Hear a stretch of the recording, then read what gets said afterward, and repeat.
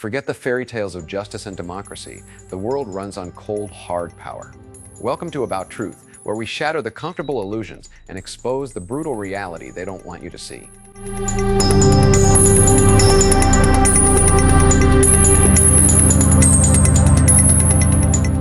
When we look at what is happening in Ukraine today, we must cast aside all this liberal talk about international law, democracy, and justice. In the world of great powers, none of this matters. Only the hard logic of realism, the balance of power, and security interests matter. What we are seeing in the context of the possible withdrawal of Ukrainian troops from Donbas is a classic example of how a great power, in this case Russia, uses leverage to impose its will on a weaker state that made the catastrophic mistake of trusting U.S. guarantees. Let's be honest, the situation for Kyiv right now looks not just bad, it looks fatal. When Ukrainian politicians and military officials start discussing out loud the surrender of the remaining part of the Donetsk region in exchange for some ghostly energy truce, it suggests that the strategy of containment has completely failed. You have to understand that for the Russians, this conflict is of an existential nature. They will not stop until they eliminate the threat they see in NATO's eastward expansion. And if achieving this goal requires destroying Ukraine's energy sector or forcing the adversary to retreat through blackmail, they will do so without hesitation. Many in the West still do not understand why Putin acts this way. They think he can be frightened by sanctions or the supply of a few dozen tanks, but this is a fundamental misunderstanding of great power logic.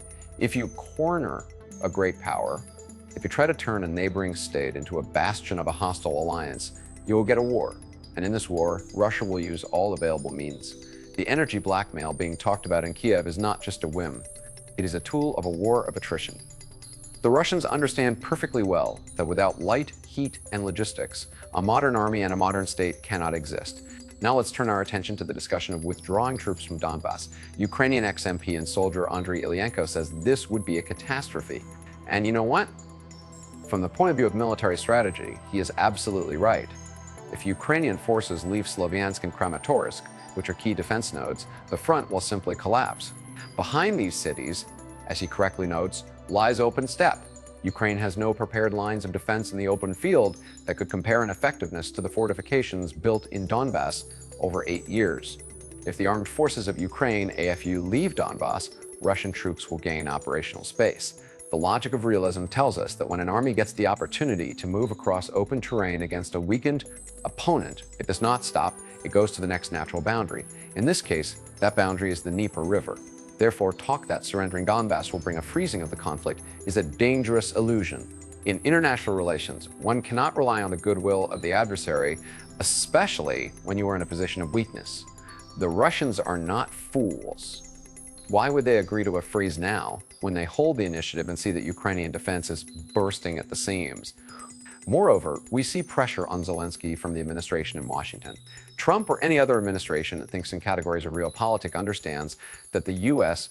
cannot endlessly support this conflict, which drains our resources and distracts us from the more important threat of China. The U.S. pushed Ukraine toward this disaster by promising it NATO membership.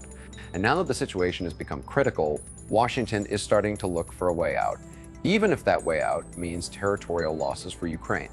This is the brutal truth of international politics. Small states often become pawns in the game of great powers. The scenario in which hostilities move to the Dnipropetrovsk region looks extremely probable. If you look at the map, you will see that control over Dnipropetrovsk, Zaporizhia, and Mykolaiv effectively means the end of Ukraine as a viable state. Without these industrial centers and without access to the sea, Ukraine will turn into a failed state, completely dependent on Western handouts. But is the West ready to maintain such a state for decades? I doubt it very much. Especially alarming for Kyiv are reports of the concentration of Russian troops in the northern direction in the Sumy area. If the Russians open a new front in the Sumy region, this will create an insoluble dilemma for the Ukrainian to command. They will have to either withdraw troops from the south and east, further weakening the defense there, or leave Sumy practically without a fight. This is a classic strategy of stretching the enemy's forces. The US and their NATO allies can supply any amount of intelligence data, but they cannot supply Ukraine with new soldiers. Ukraine's demographic resource is depleted, while Russia possesses a much larger mobilization potential. One must understand that we are in a moment where Russia's quantitative superiority is beginning to transition into a qualitative change in the situation on the ground. A war of attrition is always won by the side that has more resources and is ready to go to the end. Russia has demonstrated that it is ready. The West, however, demonstrates signs of fatigue. Look at the political debates in the US and Europe. Unity is cracking.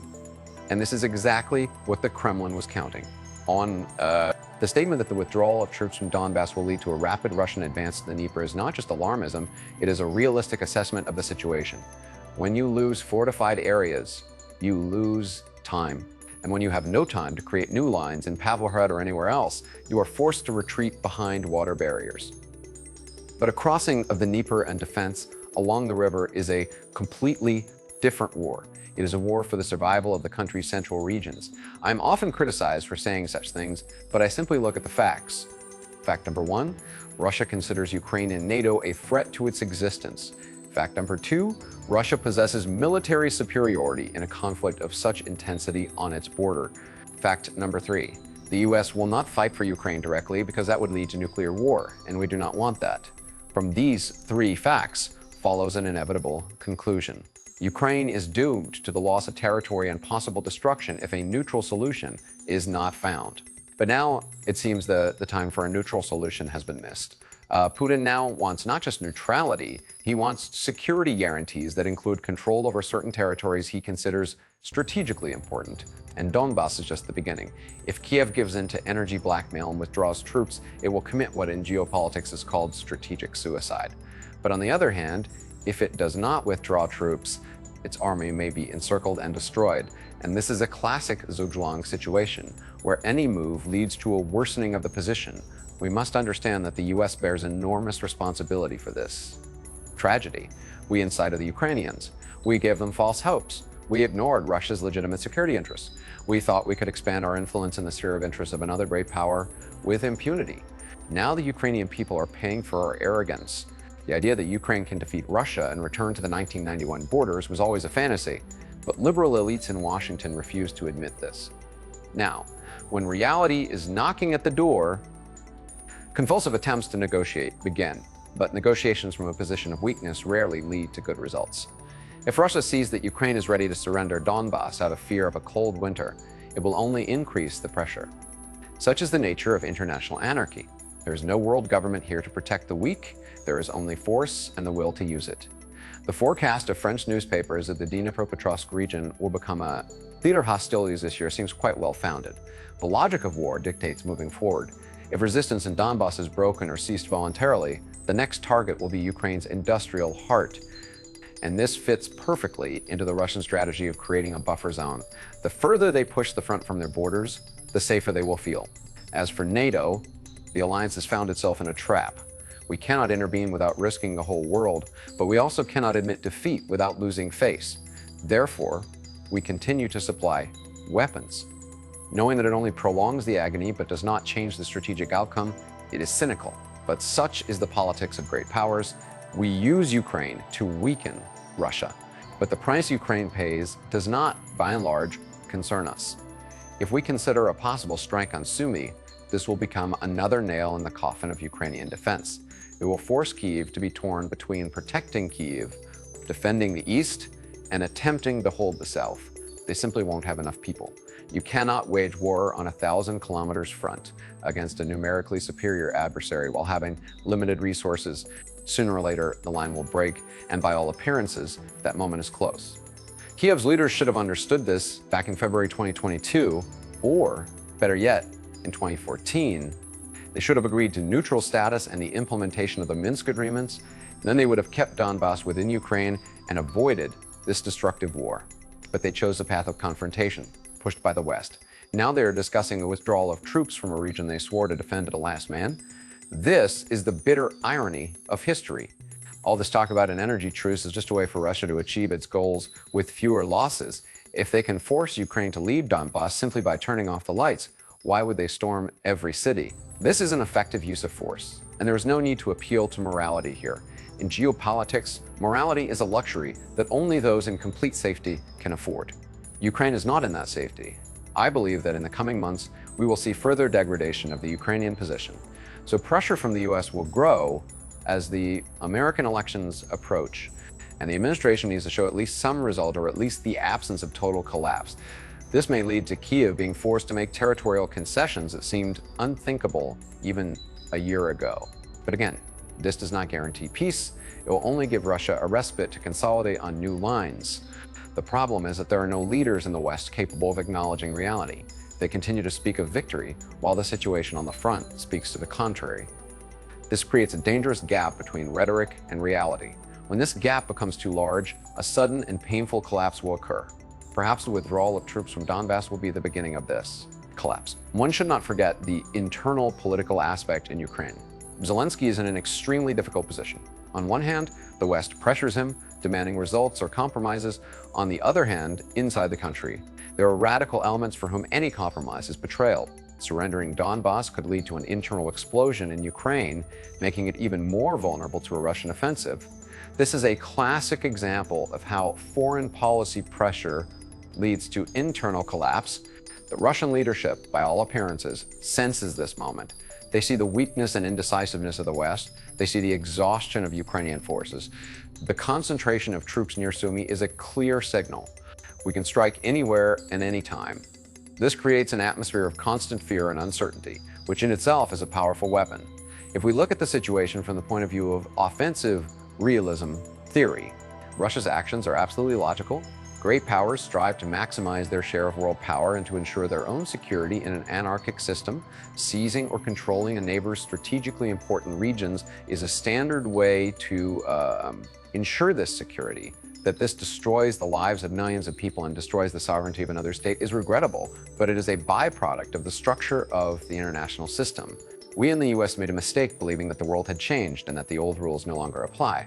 We thought we could ignore geopolitics in favor of a liberal world order, but geopolitics has returned with doubled force.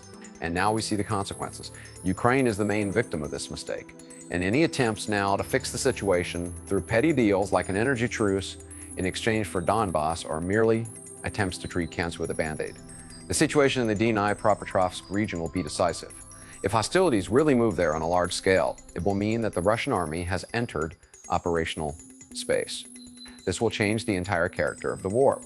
Defense in the cities of Donbas was static and exhausting, but maneuver warfare in the steppes of central Ukraine is something the Russians are traditionally strong at. And Ukraine does not have a sufficient amount of armored vehicles and aviation to oppose this. In the long term, we must stop deceiving ourselves. The situation in Ukraine is a tragedy that could have been avoided, but now we have what we have. The withdrawal of troops from Donbas, if it happens, will be an admission of defeat for the entire Western strategy in this region, and no words about a temporary truce or preservation of statehood will hide the fact that Russia is achieving its strategic goals. And we are not. We must learn from this lesson and start thinking in categories of realism before we are drawn into an even larger catastrophe, be it in Europe or in Asia. The world is a tough place, and those who understand the balance of power and know how to compromise in time survive in it. Ukraine, pushed by us, missed all the moments for a profitable compromise. Now it has to choose between a bad scenario and a very bad one. And the surrender of Donbas is just one of the stops on this way down. We must prepare for the map of Eastern Europe to change forever, and our influence there will be significantly undermined. This is the price of our strategic ignorance. Look at the logistics. Russia operates in its backyard. Supply lines are short, resources are practically unlimited in the context of this conflict. The US is forced to transport aid across the ocean, facing political resistance domestically and logistical difficulties in Europe. This is a fundamental inequality that liberal interventionists in Washington simply ignored. They believed in the power of ideas, but in international politics, bayonets and shells always beat ideas. The fact that Pavlohrad is now being discussed as a new line of defense says a lot. Pavlohrad is located deep inside the country. This is an admission that the Eastern Front is no longer tenable. But defense behind the Dnieper is a scenario of the country's partition. We may see a situation analogous to Germany after World War II or Korea, but will this be a stable solution? I doubt it. Russia will not agree to the existence of a hostile rump Ukraine on the Western Bank if it continues to strive for NATO. Thus, the energy blackmail Ilyenko speaks of is just the tip of the iceberg. It is a tool for achieving much deeper geopolitical goals. Russia wants a complete revision of the security architecture in Europe, and Ukraine is the field on which this revision is taking place. If Kyiv surrenders Donbas, it will be a signal to everyone else that American guarantees are worth little when it comes to a clash with a determined great power. We must be prepared that the spring offensive on Sumy, which British intelligence warns about, will indeed happen. It is a logical step to expand the zone of control and create additional threats to Kyiv. In this situation, Zelensky will have no good moves left. He will be forced to either agree to a humiliating peace on Moscow's terms or watch his country be destroyed piece by piece. This is a terrible choice, but it is precisely this choice that the policy of NATO expansion has led to. I often say that great powers have no permanent friends. They only have permanent interests. The US interest now is to prevent a direct clash with Russia and save resources for containing China. If sacrificing Ukraine's interest in Donbas is needed for this, Washington will do it. However unpleasant it may sound to idealists, realism is a cold and often cruel discipline, but it describes the world we live in better than any liberal fantasies. Therefore, when you hear about possible negotiations or retreats, do not think about it in categories of justice. Think about it in categories of power and survival. Ukraine is fighting for its existence. Russia is fighting for its security, and the US is fighting for its global leadership. In this game, Ukraine is the weakest player, and it is she who bears the heaviest losses. The withdrawal of troops from Donbas will be just another confirmation of this sad reality, and if this leads to Russian troops reaching the Dnieper, we will see the final collapse of the order we tried to impose in Eastern Europe after the end of the Cold War. We must understand that the Russians think in strategic categories decades ahead. For them, Donbas is not just territory, it is a shield, and they will not allow it to be in the hands of an alliance hostile to them. If they need to occupy Dnipropetrovsk and Zaporizhia to control the shield, they will go for it. The only question is the price, and so far they show they are ready to pay this price. While the West is beginning to doubt, this doubt of the West is the most important factor. Without our support, Ukraine will not last a month. This makes Kyiv completely dependent on political wins in Washington, and these wins are changing. Growing isolationism in the US is a reality that cannot be ignored. Trump merely expresses what many Americans feel. Why are we spending billions on Ukraine's border when our own borders are not protected? This is a powerful argument, and it will only intensify as the conflict continues. In the end, we see a classic tragedy of great powers. Ukraine ended up in the wrong place at the wrong time with the wrong allies. The surrender of Donbas may be presented as a tactical retreat to save the army, but in the long term, it will only accelerate the process of losing control over a significant part of the country. And one should blame for this not only Russia, but also those who dragged Ukraine into this hopeless struggle without the intention of going to the end. Ilyenko's logic that behind Sloviansk and Kramatorsk there is emptiness is absolutely correct. It is any general's nightmare. Defense in an open field against an army possessing superiority in artillery and air power is a recipe for disaster. Therefore, retreating to the Dnieper will become the only logical military solution after the fall of Donbas. But military logic here comes into conflict with the political survival of the regime, and this contradiction may tear Ukraine apart from the inside even before Russian tanks reach Pavlograd. We need to admit that the project of turning Ukraine into a Western outpost has failed. The sooner we admit this, the fewer people will die, and the more chances there are to save at least some part of Ukraine as a neutral state. But I fear that pride and ideological blindness in Washington and Brussels will not allow this to be done in time, and then we will see not just a withdrawal of troops from Donbas, but the complete collapse of the Ukrainian state in the form we knew it. The situation in the Sumy region will add chaos, new fronts, new threats, new flows of refugees, and this is a strategy of 1,000 cuts. Russia is in no hurry. It knows that time is on its side. It methodically destroys infrastructure, logistics, and the will to resist. Energy blackmail is just part of this process. When people have no heat and light, their faith in victory melts faster than snow in spring. All the numerical indicators, all these thousands of dead and billions of dollars spent, this is just statistics in a big game. But behind these statistics stands a real change in the balance of power in the world. The US is no longer the sole hegemon that can dictate terms everywhere and always. Ukraine is the place where this old reality is dying, and the withdrawal of troops from Donbas will become one of the most vivid symbols of this death. We must look the truth in the eye. The Russians will not back down. They have staked everything. We, however, treat this as an annoying nuisance that can be solved by weapons supplies. And this is a fundamental miscalculation in assessing the adversary's resolve. In international relations, this almost always leads to defeat, and Ukraine is the place where we are observing this defeat. Now, in real time, the withdrawal of troops from the remaining part of the Donetsk region, if it happens voluntarily or under pressure, will mean the end of the myth about the possibility of a Ukrainian victory. It will be the beginning of the end of the conflict on terms dictated by the Kremlin, and however we try to embellish it, reality will remain reality. We lost this geopolitical battle, and Ukraine is paying the highest price for it. And the future of Dnipropetrovsk, Mykolaiv, and Odessa is now in question. If the front in Donbas collapses, Ukraine will have no resources left to defend these cities. This will lead to a complete redrawing of the map of the Black Sea region. The US will lose its influence in this strategically important area, and Russia will strengthen its positions for decades to come. This is a direct result of our expansion policy, which instead of security brought war and chaos. We need to stop listening to experts who say that a little more weapons and everything will change. Nothing will change. The fundamentals of power: geography, demography, economy. All of them are on Russia's side in a specific conflict. We can prolong the war, but we cannot change its outcome without direct NATO intervention, which is tantamount to suicide. Therefore, the reasoning of Ukrainian officers and politicians about surrendering Donbas is the first sign of a return to reality. This is a bitter reality, but it is better than the sweet lie that led them to their current state. But the question is whether Russia will allow them to leave just like that, or if it will demand much more. In the world of realism, you do not get what you deserve. You get what you can take by force or keep through reasonable compromise. Ukraine failed to do either. I expect that in the near future, pressure on Kyiv will only grow, and not only from Russia, but also from its own citizens who are tired of war and devastation. The energy crisis will become a catalyst for social change if the government cannot provide the population's basic needs. Its legitimacy will evaporate faster than any external support. And thus, we are observing the finale of a great drama that began many years ago. The US tried to include Ukraine in its orbit. Russia responded to this with force, and Ukraine found itself squeezed between two giants. The withdrawal of troops from Donbas is just a chapter in this book, and unfortunately for Kyiv, this book is nearing an end that will be written in Moscow, not in Washington. And this is the greatest failure of American foreign policy since Vietnam. We must understand that every step of Russia is calculated.